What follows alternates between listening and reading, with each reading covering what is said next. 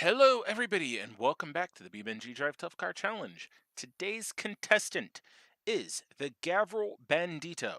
The Bandito is based on the D15 and is a full-size SUV slash truck thing with this removable cap in the back, similar to that of the K5 Blazer by Chevrolet slash GMC, and the full-size Ford Bronco that was based on the F-150 from the 80s and 90s. So the Bandito, as you could tell, pretty much is a little bit shorter than a D15, has this really cool front end on it, and it's available with the same drivetrains as the D15. So this particular one has the inline 6 with 5-speed manual transmission and 4-wheel drive. You can also get the V8 out of the D15 in its various flavors from 4.5 to 5.5 liters and in various flavors of supercharging.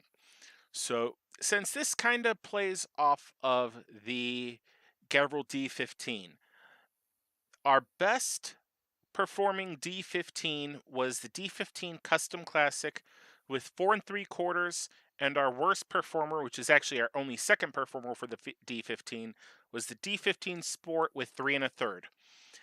Will the Bandito end up in between the two, or will it go farther? Let's hop in it, fire it up, get going, and find out. Alrighty, we are inside our Bandito, and as you can tell, right up here up front, classic D15 wheel, gauges interior, but it looks like the back, either they duplicated this seat or it looks they might have actually used the back seat out of a Roamer. I'm actually not quite sure. But anyway, looks really nice in here, and you could actually see that there was a spare tire on the back of this thing. So very cool. Kind of like the K5 and the Bronco. All right. Anyway, enough of my yakking. Let's start it up. All right, we're gonna turn our lights on so the gauges are a little easier to read. Just like the D15, we have full sounds. So, pretty cool stuff. All right, without any further ado, 3, 2, 1, and away we go. Now, since this is the 6-cylinder, it is rather slow. Or the first jump,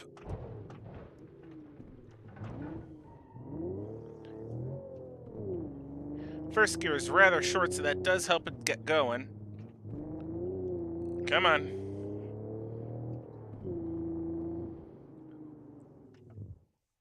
Oh, hard landing. All right. All right, we're good. Car's not driving weird. We're not getting any smoke from a busted radiator. So we're all right.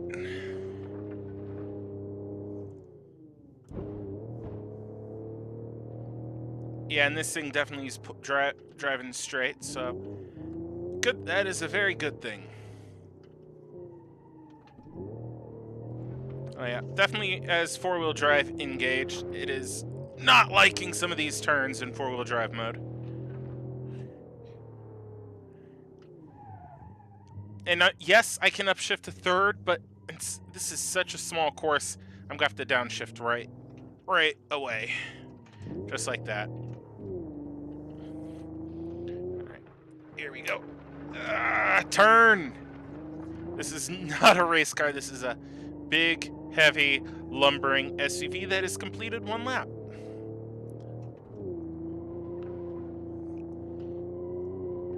Oh, the tire's screaming for grip.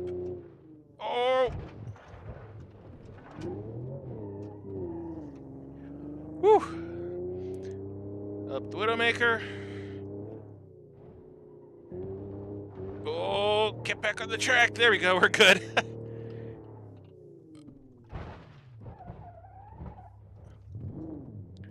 Alright, this is going to be interesting with our hood latch failed.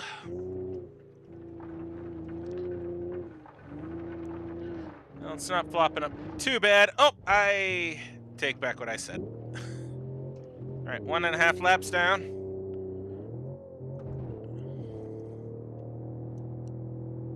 Oh, yep, I think it finally had some damage. It's pulling a little to the left. Stop! Oh. Okay.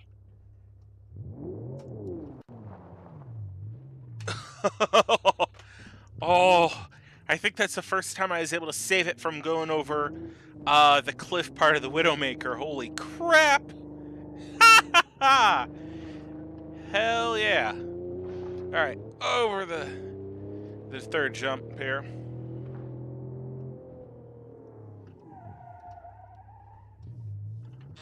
Oh, didn't get the clutch in quick enough.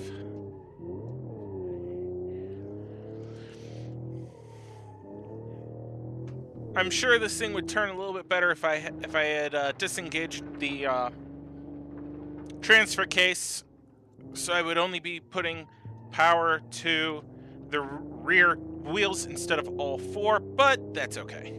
2 laps down. Over the jump for the third time. Well, the first jump for the third time. Get back on track. Where are we? There we are. Whew.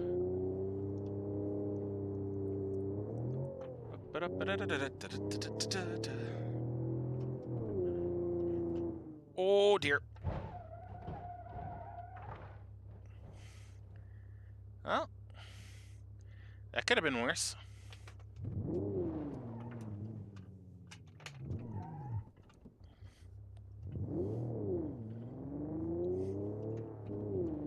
This thing doesn't have enough torque to just to peel out.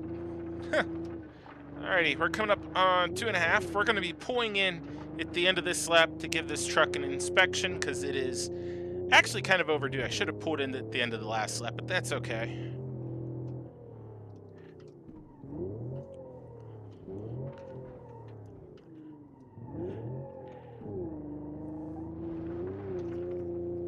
Come on. There you go. Now we're in third. Oh! Where are we? Oh! That works.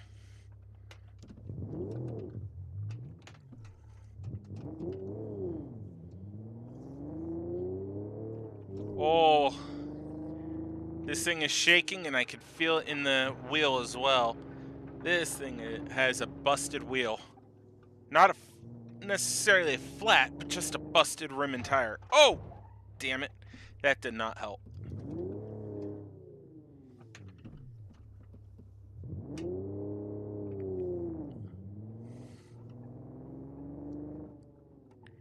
Alright.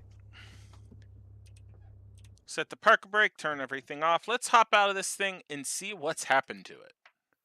Alrighty, guys, we are out of the Bandito, and it definitely has seen some better days. It's still overall in decent shape, if you at least look at it from the firewall back. I mean, looking at the side, we do have some suspension damage here, and most likely a little bit of subframe damage with how everything up here is bowing. We'll talk about the suspension in a second.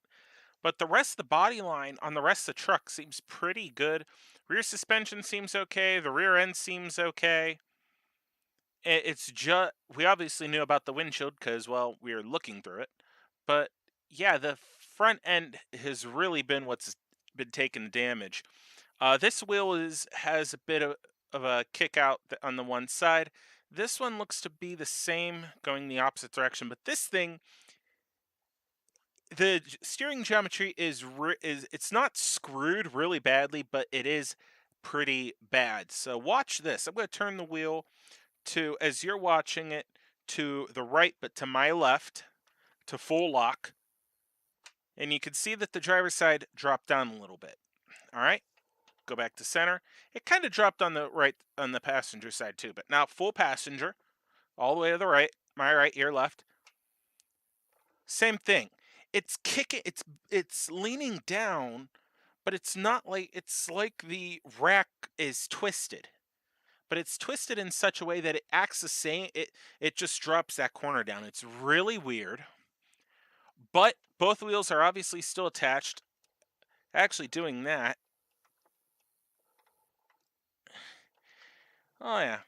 Our rack is definitely tilted because watch the front end. You can see it rise up. You can see it unsettling and moving around. So the front rack is still it's still in good shape in the sense it works, but it's badly damaged. But it does run and drive as it got here. We are 3 laps into it. Let's hop in it and keep going. Okay, foot on the brake. Let's fire it up.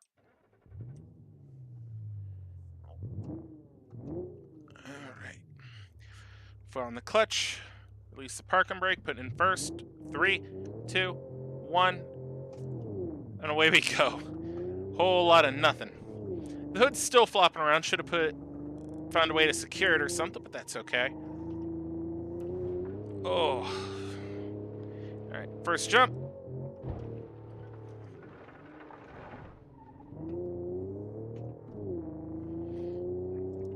All right, up the Widowmaker. This thing does not like turning anymore. That's okay. Oh dear. Oh, hard landing on that front driver wheel.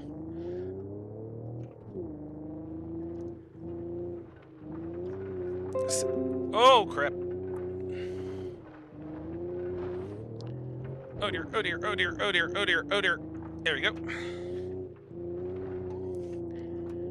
Woo! Holy crap, this thing is feeling like it's not even attached.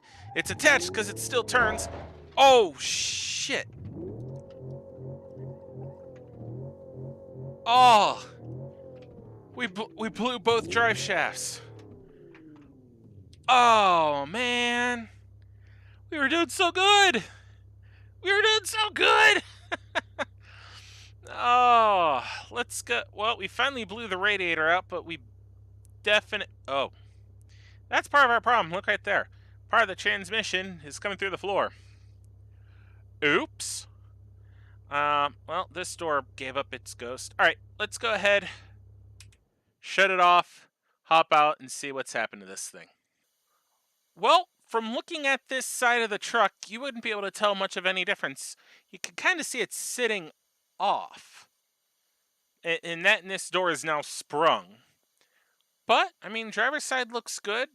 You could see the exhaust is now damaged here. Coming around, you could see we got a problem on the front passenger. It's still attached to the rat. The tie rod ends are still attached somehow. So the truck could still drive. But as we had heard the dreaded thunk of death, we had ripped out both drive shafts. Both drive shafts are blown. So this truck will not move under its own power anymore, which is quite sad. Where does that give us a rating wise? That puts us at 3 5/8 laps complete. So that is between the D15 Sport and the D15 Custom Classic. I was kind of using those as our benchmarks for the Bandito. And the Bandito did very well, 3 5/8. I'm going to pop over to our leaderboard, and we'll discuss that here momentarily. Alrighty. By now, we all know where everything is. Start, finish line. Here's our Bandito. That is 3 5/8 laps completed. Now, in comparison to the two D series trucks, it did very respectable. Once you start comparing it to the other cars that are on the modded list, it's not so much of a rosy picture. We'll start with the vehicles the Bandito is in front of. It is in front of the Gavril Bandito 423 Lux with 3 1/8 of a lap completed. The Oldsmobile Regency Coupe 4x4 with 2 7/8. And in last place, the ETK S12TX with 2 5/8. So this is fourth from last.